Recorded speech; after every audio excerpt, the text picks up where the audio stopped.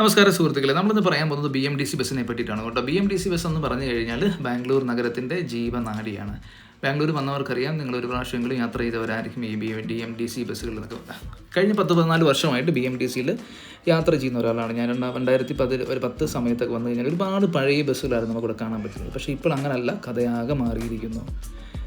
അടുത്ത 3 വർഷത്തിനുള്ളിൽ 4500 ബസ്സുകളും കൂടെ ഇറക്കി 10,000 ബസ് എന്നുള്ള ഇന്ത്യയിലെ ഏറ്റവും കൂടുതൽ ബസ് സർവീസ് നടത്തുന്ന നഗരം എന്ന നിലയിൽ BMTC അതിനെ ഓപ്പറേറ്റ് ചെയ്യുകയാണ്. അപ്പോൾ പുതുതായിട്ട് കേന്ദ്ര സർക്കാരിൽ നിന്ന് 4500 ബസ് അനുവദിച്ചിട്ടുണ്ടെന്നാണ് മനസ്സിലാക്കാൻ സാധിക്കുന്നത്. അതെല്ലാം ഇലക്ട്രിക് ബസ്സുകളായിരിക്കും. ഇപ്പോൾ ഞങ്ങളുടെ വീടിൻ്റെ അടുത്തൂടെ പോകുന്ന ബസ്സുകളാണ് കേട്ടോ. ഞാൻ ഈ റോഡിൽ നിന്ന് എടുത്ത ബസ്സുകളുടെ ഭൂരിഭാഗം ബസ്സുകൾ നിങ്ങൾക്ക് നോക്കിക്കഴിഞ്ഞാൽ മനസ്സിലാവും ഇലക്ട്രിക് ബസ്സുകളാണെന്ന്.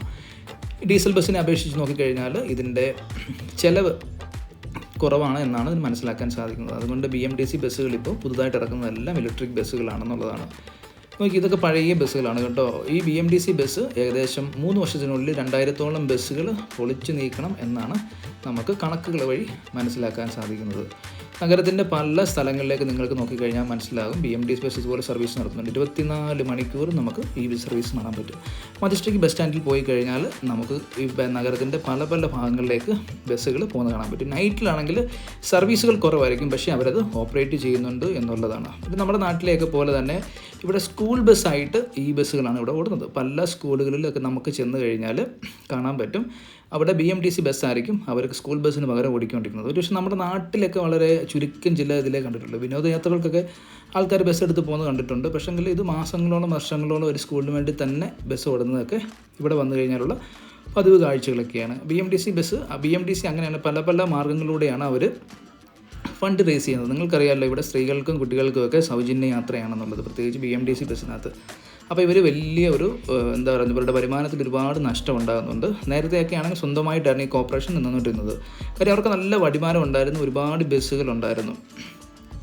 ഈ കണക്ക് വെച്ച് നോക്കിക്കഴിഞ്ഞാൽ ഇപ്പോഴത്തെ സാഹചര്യത്തിൽ ഇത് വളരെ മുമ്പോട്ട് പോകുന്നത് സർക്കാരിൽ നിന്നുള്ള ഫണ്ട് മേടിച്ചിട്ടാണ്. സ്വാഭാവികമായിട്ടും നിങ്ങൾക്കെല്ലാവർക്കും അറിയാമല്ലോ, കർണാടകത്തിൽ കോൺഗ്രസ് സർക്കാർ അധികാരത്തിൽ വന്നപ്പോൾ അവർ കൊടുത്തൊരു അവരുടെ തെരഞ്ഞെടുപ്പ് പത്രികയിലുണ്ടായിരുന്ന ഒരു ഓപ്ഷനായിരുന്നു സ്ത്രീകൾക്കൊക്കെ ഫ്രീ ആയിട്ടുള്ള യാത്ര എന്നുള്ളത്. അപ്പോൾ അതുകൊണ്ട് BMTC ബസ്സിനകത്ത് ഒരുപാട് നഷ്ടത്തിലാണ് അവർ ഓടുന്നത്. പിന്നെ ഗവൺമെൻറ്റിൻ്റെ സഹായം കൊണ്ടാണ് അവർ പിടിച്ചു നിൽക്കുന്നത്. ഞാനിത് പറഞ്ഞു വന്ന കാര്യം എന്താണെന്ന് ചോദിച്ചു കഴിഞ്ഞാൽ 3 വർഷത്തിനുള്ളിൽ ഇവർ 10,000 ബസ്സായിട്ടാണ് 10,000 ബസ്സാക്കും എന്നുള്ളതാണ് നമുക്ക് മനസ്സിലാക്കാൻ സാധിക്കുന്നത്.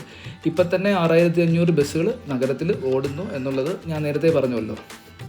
പിന്നെ 3 വർഷത്തിനുള്ളിൽ 2,000 ബസ്സുകളും കൂടെ ഒഴിവാക്കുകയാണ്.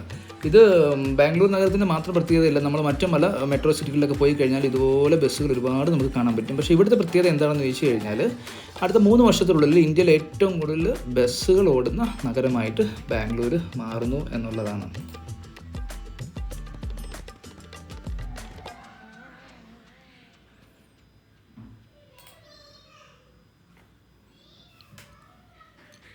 ഇതൊക്കെ പഴയ ബസ്സുകളാണ് കേട്ടോ. ഒരുപാട് കാലം അത്യാവശ്യം ഓടി തളർന്ന ബസ്സുകളാണ്. ഇതിൽ 2025 ഒരു ഓഡിറ്റ് വന്നിരുന്നു ഗവൺമെൻറ്റിൻ്റെ. അതിൽ പറഞ്ഞ ഒരു പ്രധാനപ്പെട്ട കാര്യമാണ് ഏജ്ഡ് ആയിട്ടുള്ള ബസ്സുകളെല്ലാം മാറ്റണം എന്നുള്ളത്. ഈ ഏജ്ഡ് ആയിട്ടുള്ള ബസ്സുകൾ ഇങ്ങനെ ഓടിക്കുന്നത് കൊണ്ട് അവർക്ക് വരുമാനത്തിനേക്കാളും കൂടുതൽ ചിലവാണ് ഉണ്ടാകാറുള്ളത്. അപ്പോൾ അതുകൊണ്ട് ഈ ബസ്സുകളെല്ലാം നിരത്തിൽ നിന്ന് ഒഴിയുകയാണ്, താമസിക്കാതെ തന്നെ. പിന്നെ എല്ലാ നാട്ടിലും പോലെ തന്നെ ഇതിനകത്ത് നിന്ന് ഇഷ്ടംപോലെ ഇസ്കൊക്കെ നടക്കുന്നുണ്ട്. നമ്മളിപ്പം ഒരു ബസ്സിനകത്ത് കയറുകയാണെങ്കിൽ ഇവിടെ മിനിമം ചാർജ് എന്ന് പറഞ്ഞാൽ ഇപ്പോൾ 6 രൂപയാണ്. ഇപ്പോൾ ഒരു സ്റ്റോപ്പിൽ നിന്ന് തൊട്ടടുത്തുള്ള സ്റ്റോപ്പിലേക്ക് പോകണമെങ്കിൽ നമ്മൾ 6 രൂപയാണ് കൊടുക്കേണ്ടത്.